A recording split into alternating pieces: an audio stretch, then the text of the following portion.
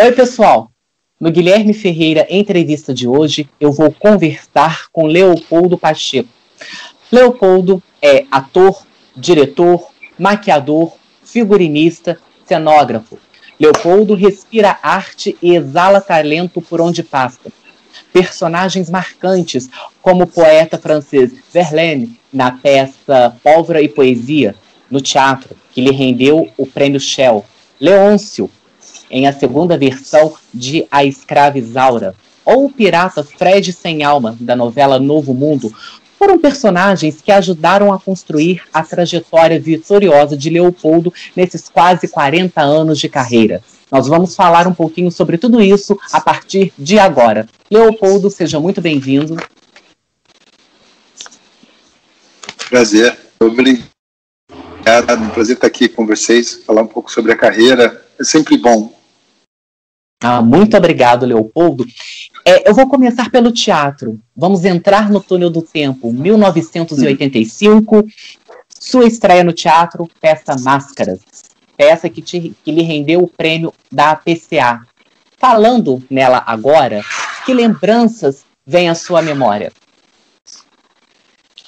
Então, o Máscaras é um trabalho incrível. Ele é praticamente a nossa formatura da Escola de Arte Dramática. Eu e meus companheiros desse período, a gente tinha uma companhia chamada Companhia São Paulo, e foi o nosso exercício foi o nosso primeiro espetáculo profissional, que foi a nossa formatura da Escola de Arte Dramática da USP, onde eu me formei. Daí uma companhia com quem eu trabalhei durante 15 anos. O Máscaras é um conto muito especial chamado Rashomon, do Ryunosuke Akutagawa, que o Kurosawa fez um filme chamado Rashomon. É a mesma história. Esse espetáculo a gente fez ele durante muitos anos, eu acho que foram 5 ou 6 anos, se eu não me engano, fazendo esse trabalho. Viajamos para muitos lugares, Europa, América Latina, fazendo esse espetáculo. Foi o nosso primeiro espetáculo profissional. Então eu tenho um carinho imenso, porque foi o início de uma carreira feliz e apaixonada pelo teatro, como eu tenho, eu acho. E com essa companhia que foram meus irmãos durante tanto tempo. Ô Leopoldo, Canção do Outono é uma poesia do Paul Verlaine, poeta que você fez no teatro, no contexto do Alcides Nogueira. Você fez essa peça junto com o João Vitti, que interpretou o Rambo. Você ficou mergulhado numa vida até controversa e polêmica do Paul Verlaine. E que leitura você fez desse personagem? Ele era um excluído da sociedade ou você teve uma outra visão da vida dele ao interpretá-lo no teatro? Eu acho que o Pólvora e Poesia, ele foi um estudo muito especial. Primeiro porque o Alcides escreve sobre o discurso moderno, então era uma trilogia, do qual Pólvora e Poesia era a última parte dessa trilogia, que era o encontro desses dois poetas que viveram 2 anos juntos, e que transformou toda a poética no Ocidente. Esse encontro de Verlaine com Rimbaud. Verlaine era o busto do Parnaso em Paris, nos anos 1850, 1870, por esse período, e ele conhece esse menino, que é um adolescente de 16 anos com quem ele se correspondia e que mostrava as obras e que mostravam os poemas para o Verlaine, e esse menino aparece em Paris. Eles têm uma paixão tórrida e muito transformadora na vida de todos eles, né? Eu acho que o Verlaine passa a viver desregradamente em função do encontro com um menino de 16 anos que escrevia com versos livres e soltos, e ele era a métrica e a rima. Então esse encontro sofreu essa combustão que foi a revolução da poética no Ocidente, né? Eu acho que eles são 2 poetas muito importantes, exatamente pela transformação que esse encontro causou e nos transformou poética até hoje, né? Eu tenho um orgulho imenso do Verlaine. Eu acho que é um poeta muito perturbado, passou por um período de muita dificuldade de se entender, de entender o que estava acontecendo com o mundo, e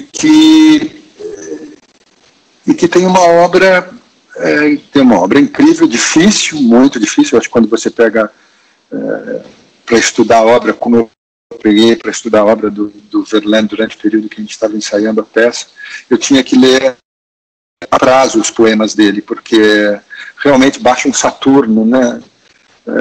Quando você dá de encontro com um Verlaine, que não é fácil, é muito difícil mesmo, mas olha, foi muito transformador. Ô Leopoldo, você fez outro francês no teatro, um famoso francês, o escultor Rodin, no espetáculo Camille Rodin, texto de Franz Kepler, direção de Elias Andreato. No elenco, você e a Melissa Vettori, que fez a Camille Claudel. E eu assisti o espetáculo, um espetáculo denso, um espetáculo reflexivo, porque mostra uma relação destrutiva, uma relação até abusiva do Rodin com a Camille. E o seu personagem, ele fala, num dos diálogos com Camille, ele diz: viva a missão mais sublime do artista de tentar compreender o mundo, mesmo que às vezes não seja compreendido.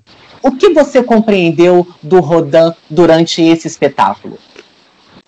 Tem uma questão desses encontros, como houve o encontro do Rimbaud e do Verlaine, e esse encontro da Camille Claudel e do Rodin, também foi um encontro muito transformador. Também a escultura se transforma a partir desse encontro de Rodin e Camille Claudel, né? Sem dúvida nenhuma, o que a gente conhece da história, por tudo que a gente tem documentado desse período em que eles viveram juntos, da maneira do comportamento abusivo do Rodin, da fragilidade da Camille, com todo o psicologismo em que ela se viu mergulhada. Eu brincava muito com a Melissa na época, falava, puxa, que pena que nesse período não tinham os remédios que tem hoje em dia, né? Porque tenho certeza que a carreira da Camille Claudel teria sido completamente diferente, né? Por outro lado, o que eu consigo compreender do Rodin, primeiro porque já era um cara muito, muito mais velho do que ela, desculpa.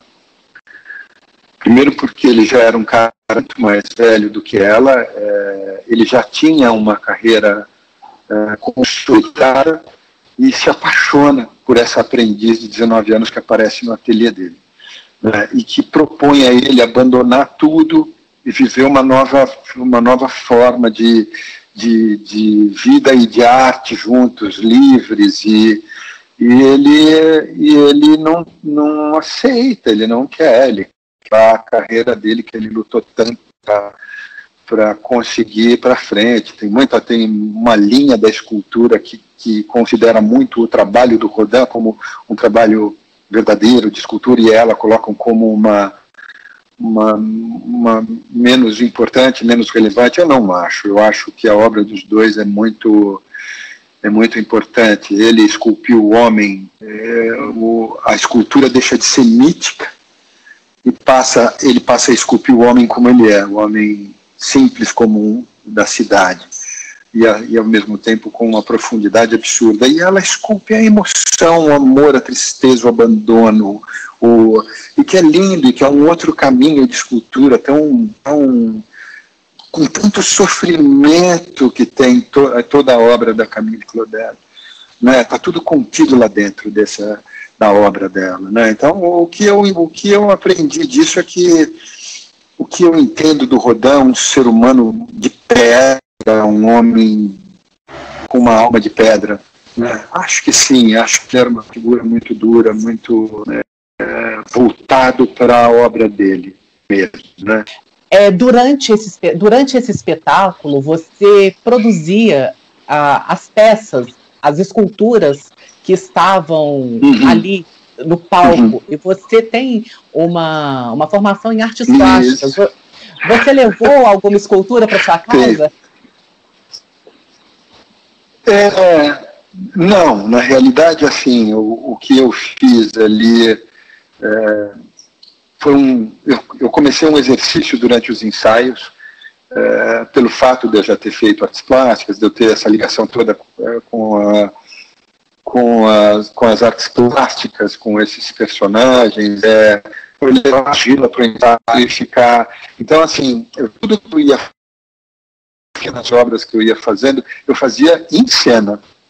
Eu fazia durante o espetáculo. Então, às vezes, eu fazia uma escultura que durava, sei lá, 1 ou 2 semanas para ela ter uma cara que eu achasse suficiente para outra. Né? Então, assim, eu fui acumulando algumas obras, mas elas são de argila, elas secam e acabam quebrando, eu tenho um amigo que chama-se Isaac Azar, que é dono do restaurante Paris 6 aqui em São Paulo. Ele ficou tão louco que ele me pediu, eu dei para ele, ele mandou fazer em bronze, tá, no Paris 6, uma das minhas esculturas, enquanto eu fazia o Rodin, que estão lá no Paris 6 até hoje expostas, mas foi a única que ficou dessa história. A gente tem esse material guardado, mas ela realmente, com o tempo, a argila desmancha, né? Aí nós vamos para o cinema para falar de um filme chamado O Caseiro, do Júlio Santi, que foi o diretor e roteirista, junto com João Segal. Você faz o Rubens nesse filme, que é um terror psicológico. É um filme diferente do que o cinema brasileiro costuma produzir. O cinema brasileiro deve apostar mais, deve trazer mais histórias desse modo?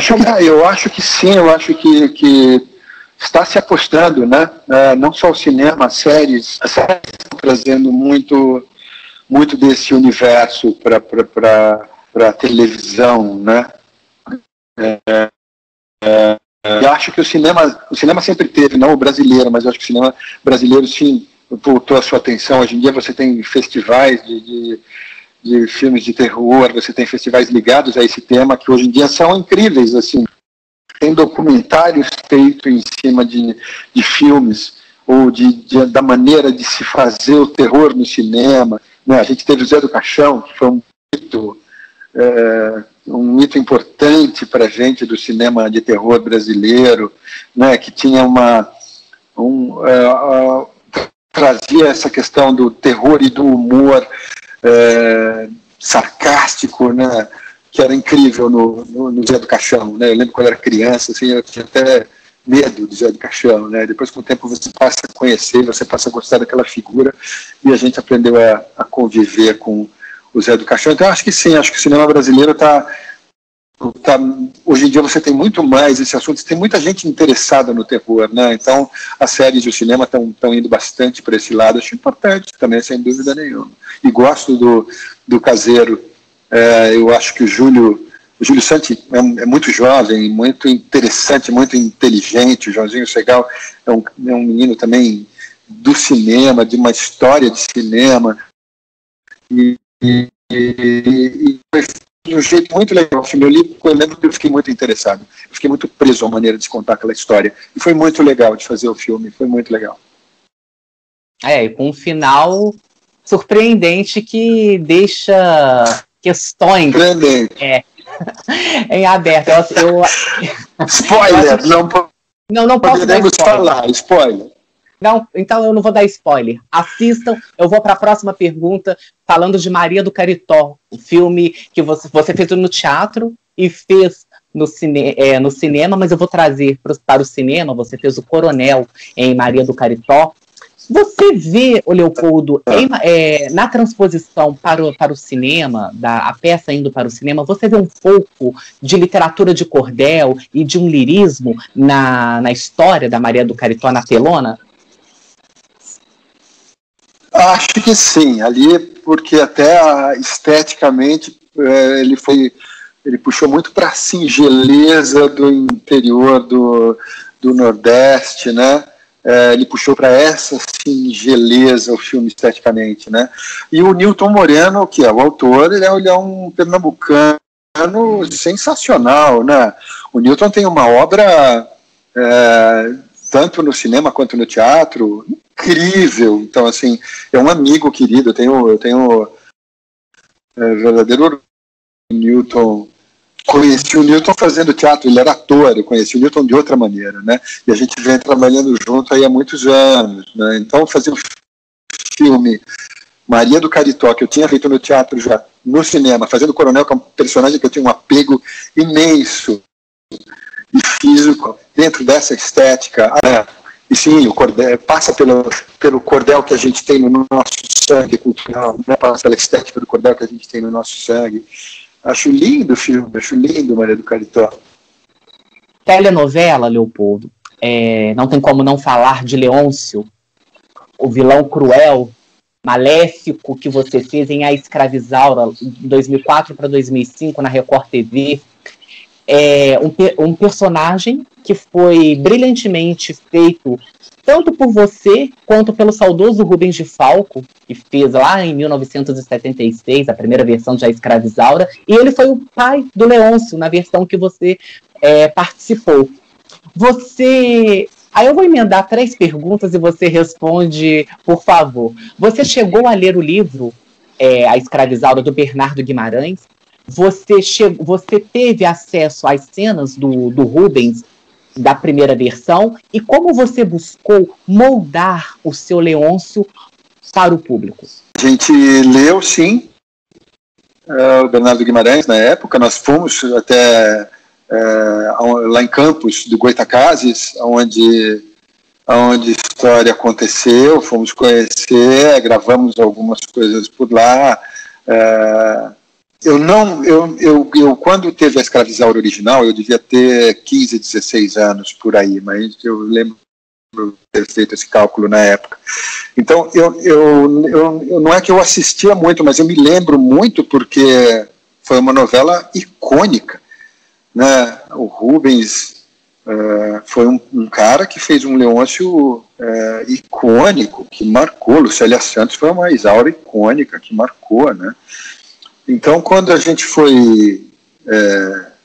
começou a gravar, que eu tive o prazer imenso de trabalhar com o Rubens, nós tivemos pouquíssimas conversas a respeito do personagem. Ele olhou para mim e falou assim: eu não tenho muito o que te dizer, Leopoldo. Ele falou: não tenha medo de ser cruel e seja muito sedutor. Ele falou: é isso que o Leôncio tem de bom para te trazer. E eu fiquei muito atento ao que o Rubens falou, que foi muito pouca coisa. Ele teve um respeito imenso pelo meu trabalho. Eu me senti muito confortável fazendo, tanto pelo Rubens, quanto pelo elenco, com a Bianca, com o Rubens ao meu lado, como meu pai, tudo. Eu acho que eu tenho um carinho grande, foi um trabalho muito bom para mim nesse sentido, e tenho um orgulho de ter conhecido o Erval, que foi um cara que soube muito de televisão, que foi um cara que fez a televisão brasileira muito também, né? Então, assim, eu tenho um enorme por esse trabalho. E você, Leopoldo, eu li algumas entrevistas dadas por você, em que você fala que, pelo seu porte mais sério, você faz pouca comédia.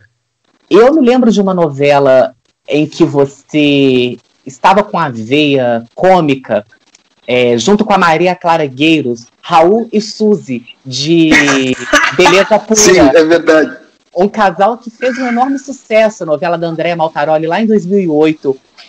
Já que você faz pouca comédia, que lembranças você traz desse trabalho? Olha, primeiro tive a sorte e o prazer de ter a Clarinha Gueiros como parceira, né?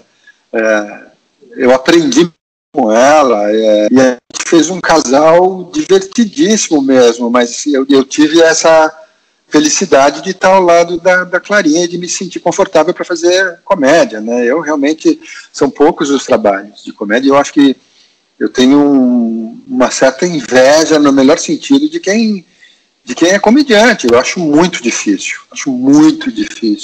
Não acho fácil, não. Tudo é difícil, mas eu não tenho essa facilidade para... Fico impressionado, assim, a inteligência ágil do comediante, né? É incrível. E essa parceria com a Clarinha, dessa novela do André Maltaroli, foi um luxo, né? Foi um luxo, foi muito gostoso. A gente é muito amigo até hoje. E falando nesse processo do ator, ora na comédia, ora no drama, na vilania, você fez um personagem na novela Novo Mundo, em 2017, que reprisou no ano passado por conta da pandemia, o pirata Fred Sem Alma. O Fred Sem Alma trouxe um Leopoldo de cabeça raspada, zero vaidade, totalmente desconstruído do Heitor que você fizer em Ligações Perigosas, que nós vamos falar dele daqui a pouco. Mas, dramaturgicamente, o que o Fred Sem Alma exigiu de você? Quando o Vinícius me chamou para fazer o Fred Sem Alma, eu fui a uma reunião no Projac, e estava o Vinícius e a Marie, que é quem fez o figurino. Eles tinham umas pranchas com os desenhos dos personagens, né? Quando ela me mostrou o desenho do Fred Sem Alma, ela falou assim: eu preciso te mostrar esse desenho e preciso saber se você topa fazer um personagem como esse, desse jeito que está desenhado. Eu lembro de ter respondido para a Maria. Eu falei: Maria, se for para fazer o personagem como ele está desenhado, eu me depilo inteiro para você. Eu não tenho problema nenhum, porque eu acho que é uma coisa incrível isso que você desenhou. E quando o figurino ficou pronto, que eu fiz a todas aquelas tatuagens e tudo, eu fiquei tão orgulhoso daquele personagem. Eu me senti uma criança brincando num navio do tamanho real, feito de madeira, onde eu tinha 40 piratas junto comigo, que eram super bem treinados e então, de altíssima da do Novo Mundo, ali do nosso navio. Muito do que ficou para mim, eu me senti uma criança brincando quando eu fazia o Fred Sem Alma. Quando eu entrava naquele navio e aqueles piratas juntos, é quando a fantasia toma uma potência tão grande, né? Quando a gente viu os filmes do Piratas do Caribe, que a gente viu. Eu olhava aquele filme e falei: Jesus, já imaginou fazer um negócio desse? E de repente eu me vi numa situação, vamos guardadas as proporções, mas como no Caribe, dentro daquele navio com aquele monte de pirata. E foi uma novela inteira deliciosa, fazendo um pirata inglês, tinha uma dificuldade de sotaque, que era inglês, parceria linda com o Thiago Tomé, que era o Hassan, que era o assistente, que era o braço direito do Fred Sem Alma, a Miss Liu, que era a que aparece um pouco mais para frente da história. Era fantástico. Tenho um prazer imenso no Fred Sem Alma. Eu falei do Heitor de Ligações Perigosas, que era um sedutor completamente diferente do Fred Sem Alma, e é uma minissérie da Manuela Dias que foi criada, que foi ao ar em 2016. Se nós fôssemos, o Leopoldo, a minissérie já passou, mas se fôssemos fazer um trabalho, vamos analisar Ligações Perigosas, como que você vê a temática da história? Trata-se de uma história de luxúria ou de uma história de amor, emoção e poesia? Eu acho que é um mix, né? Eu acho que é uma história de amor, emoção e muito tóxica na relação. Eles vão num nível de disputa, os dois ali, e vão destruindo tudo o que está em volta, né? E de uma paixão tórrida de todos os lados ali, né? Das jovens meninas, com ele, com a Condessa, vai tudo indo para um... Acho que o personagem interessante para mim, assim, quando ele começa, que é ele que detona nela a ira de deixá-la falando sozinha e vai atrás de uma menina para casar, jovenzinha, né? A Cecília. Cecília, lindo, né? A minissérie foi muito bonita, eu acho. A adaptação para os anos 20, 30 ali, né? Foi Vinícius também, foi Vinícius e Denise Sarraceni que dirigiram, com um elenco muito reduzido, um personagem, um processo muito próximo ao teatro, nesse sentido, porque a gente convivia, o elenco muito, muito pequeno, muito enxuto, a gente convivia muito juntos ali durante todo o processo de gravação do Ligações Perigosas. Assim. Foi muito interessante. Você está no ar, na novela Salve-se Quem Puder, com o personagem Hugo, que se revelou um grande vilão.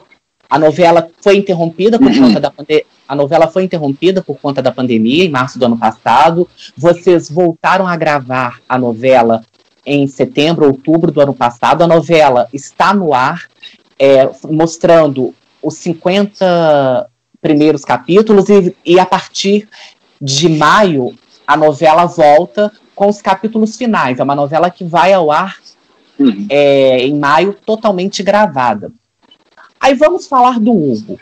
Você considera o Hugo um vilão muito maniqueísta ou aquele vilão que a gente encontra no cotidiano?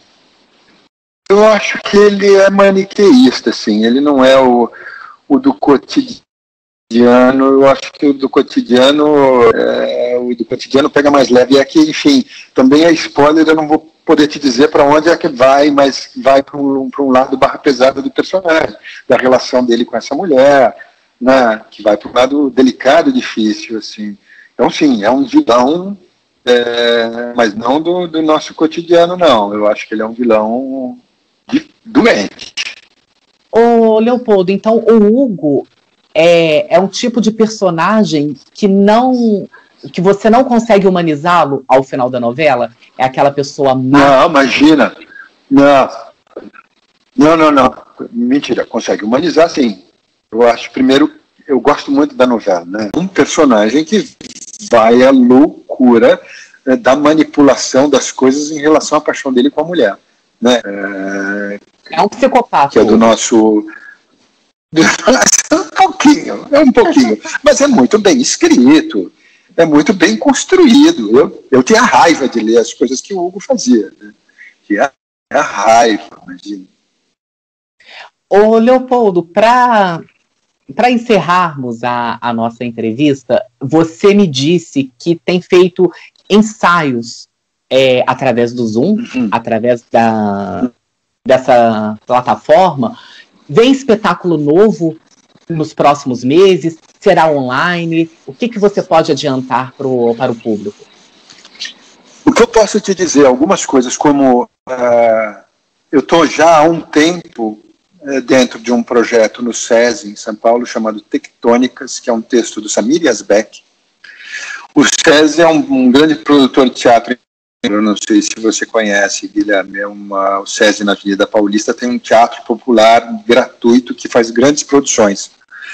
Então, essa volta agora do teatro presencial no SESI é com esse espetáculo chamado Tectônicas, que vem adiado em função de tudo o que vem acontecendo com a pandemia, né? Então, a gente vem ensaiando ele virtualmente até passar essa fase que a gente está vivendo e que a gente possa ensaiar presencialmente.